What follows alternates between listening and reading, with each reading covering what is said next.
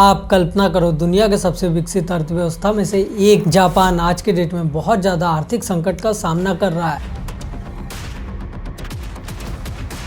The Japanese economy is facing a peculiar problem. It's now the world's most indebted country with a debt to GDP ratio 248%. We've just seen the biggest one-day move on the Nikkei 225 since 1987. A combination of deflation, rising debt has suppressed growth in Japan. 2025 में Japan की 10,000 कंपनियां दिवालिया हो गई और सबसे चौंकाने वाली बात यह है कि 300 से ज़्यादा कंपनी पैसे खत्म होने की वजह से नहीं बल्कि लोग खत्म होने की वजह से बंद हो गई। In Japan, over a fifth of the population are now over 70. From the crowded streets of Tokyo, you'd never guess that Japan's population problem isn't too many people, it's too few. Due to the labor shortage, the factory faced the real possibility of shutting down.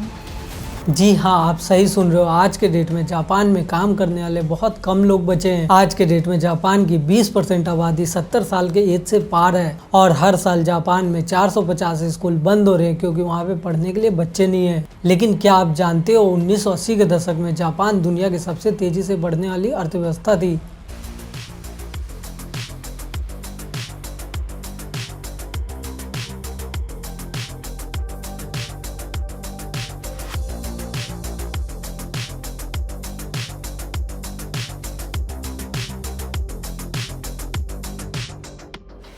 $1960 में Japan का हर एक आदमी औसतन $500 हर महीने कमाता था और 1980 में वहाँ पे कमाई बढ़ के $25,000 तक पहुँच गई और उस समय जापान की ज़मीन की कीमत पूरे अमेरिका की ज़मीन से 4 गुना ज़्यादा थी। और ये सब सुनने के बाद आपके मन में एक सवाल आ रहा होगा, इतनी तेज़ी से बढ़ने वाला देश आज के डेट में अचानक क्यों रुक गया है और भारत आज के डेट में इससे क्या क्या चीज़ें सीख सकता है।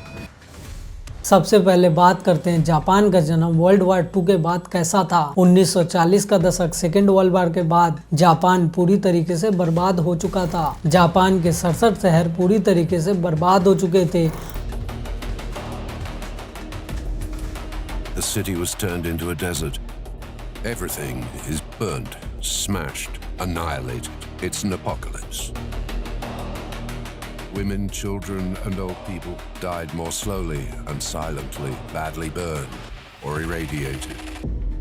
और यहाँ पे लाखों लोग भूखे रहने को मजबूर थे और जापान की अर्थव्यवस्था पूरी तरीके से खत्म हो गई थी और शहर मानो ऐसा बन चुका था जैसे कि बड़ा रेगिस्तान हो। और उस टाइम अमेरिका पूरी तरीके से डर गया क्योंकि जापान बहुत ही ज्यादा भूखा था और जाहिर सी बात है अगर वो जाके सोवियत यूनियन से हाथ मिला लेता तो सोवियत यूनियन को एशिया में एक बहुत ताकतवर साथी मिल जाता। और अमेरिका एक बात भली भांति जानता था कि भूखा आदमी लोकतंत्र नहीं बल्कि रोटी चुनता है और यही एक रीजन है कि अमेरिका ने जापान को दुश्मन नहीं बल्कि एक प्रोजेक्ट बना दिया। और उस टाइम अमेरिका ने जापान के लिए बहुत ज्यादा काम किए, अरबों डॉलर का निवेश किया, टेक्नोलॉजी के बहुत ज्यादा ब्लूप्रिंट दिए और अमेरिका में जापान के सामान बेचने की खुली अनुमति दे दी। और उसके बाद अगले 20 सालों में बहुत बड़ा चमत्कार हुआ।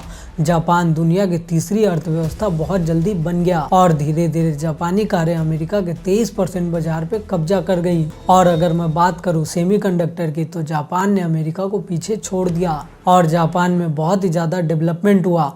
वहाँ पे एक ऐसा दौर आया जब दुनिया के सबसे 10 बड़ी कंपनी में से 6 उस टाइम में जापान में थी और जापान बहुत ही तेजी से अमेरिका को पीछे छोड़ने वाला था। और उसके बाद 1985 में अमेरिका ने जापान में एक समझौता साइन कराया और उस टाइम में इस समझौते को प्लाजा एकॉर्ड का नाम दिया गया। और इस समझौते में डॉलर बहुत ही ज़्यादा सस्ता हुआ और येन बहुत महंगा और इसका रिजल्ट उस टाइम में बहुत ही जल्दी लोगों के सामने आया। और उस टाइम में $1 260 येन से बदल के $1 इक्वल टू 130 येन हुआ। और इसका मतलब बिल्कुल से साफ था कि जापान का सामान मार्केट में अचानक से 2 गुना हो गया और एक रात में जापान की एक्सपोर्ट ताकत पूरी तरीके से खत्म हो गई। और जापान ने इस समस्या को रोकने के लिए ब्याज दर को 5% से घटा के 2.5% पे ला दिया और उस टाइम में लोगों को जापान में बहुत ही ज्यादा सस्ता लोन मिलने लगा। लेकिन यहाँ पे फैक्ट्री लगाने के बाद लोगों ने अलग जगह पैसा लगा दिया, स्टॉक मार्केट, जमीन, रियल एस्टेट, और इसका नतीजा ये हुआ कि वो सब 5 गुना ज़्यादा महंगे हो गए। और आप सोचो जापान में 300% जमीन बहुत ज़्यादा महंगी हो गई। और 1989 में तो हालत ये थी कि जापान की जमीन की कीमत अमेरिका से 4 गुना ज़्यादा हो गई। और ये जापान का बहुत ही पहला आर्थिक बबल था जो आने वाले टाइम में फूटने वाला था। और इन सारी चीज़ों को सरकार वहाँ पे बहुत ही अच्छे से जानती थी और धीरे धीरे करके वहाँ पे सरकार बहुत ही ज़्यादा डरने लगी। और सरकार ने इस समस्या के समाधान के लिए ब्याज दर को 2.5% से बढ़ा के डायरेक्ट 6% कर दी। और बबल तो बबल था, आज नहीं तो कल फूटने वाला ही था। तो एक दिन अचानक से जापान का बबल फूट गया। शेयर मार्केट वहाँ पे 70% से गिर गई और कंपनियां बहुत ही ज़्यादा कर्जे में डूब गई। आप सोचो वहाँ पे स्टॉक मार्केट को रिकवर करने में 34 साल लग गए। और आप ये सोचो जापान में 1995 के बाद आज तक सैलरी नहीं बढ़ी है। और यहाँ पे सरकार ने भी बहुत ज़्यादा गलती की, दिवालिया कंपनी को बचाने के बजाय उसे बचाती रही। हमेशा जापान में बैंक नया लोन दे देते थे ताकि पुराना लोन जिंदा रहे और कंपनी वहाँ पे लोन के पैसों से इतने सालों तक चलती रही। कंपनियों में प्रॉफिट नहीं होता था, इसीलिए लोगों ने उन्हें ज़ॉम्बी कंपनी का नाम दिया। और आप सोचो 2000 आते आते 30% से ज्यादा कंपनी जापान में ज़ॉम्बी बन चुकी थी। ना ही कोई नौकरी, ना ही कोई टेक्नोलॉजी, ना कोई इनोवेशन था। और यही एक रीजन था कि वहाँ पे इकोनॉमी धीरे धीरे बहुत ही ज्यादा जाम हो गई। और अगर मैं बात करूँ 1995 की, तो कंपनी ने भर्ती बंद कर दी। एक पीढ़ी वहाँ पे कभी स्किल नहीं सीख पाई, कंपनी में कैसे काम होता है उन्हें आज तक नहीं पता है। और आज के डेट में ये पीढ़ी 50 साल से ज्यादा की है,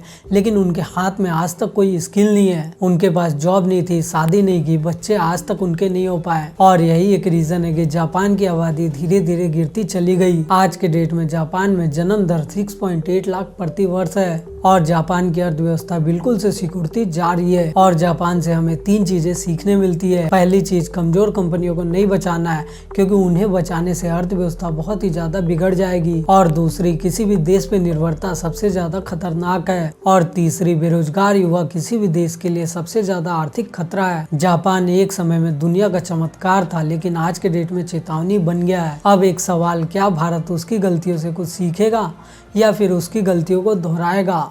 आपकी इस टॉपिक पे क्या राय है? आप अपनी राय कमेंट में जरूर बताएं। अगर आपको ये वीडियो पसंद आया तो इस वीडियो को लाइक, शेयर और चैनल को सब्सक्राइब जरूर करना। मिलते हैं आपसे आने वाले अगले वीडियो में, तब तक के लिए बाय और जय हिंद।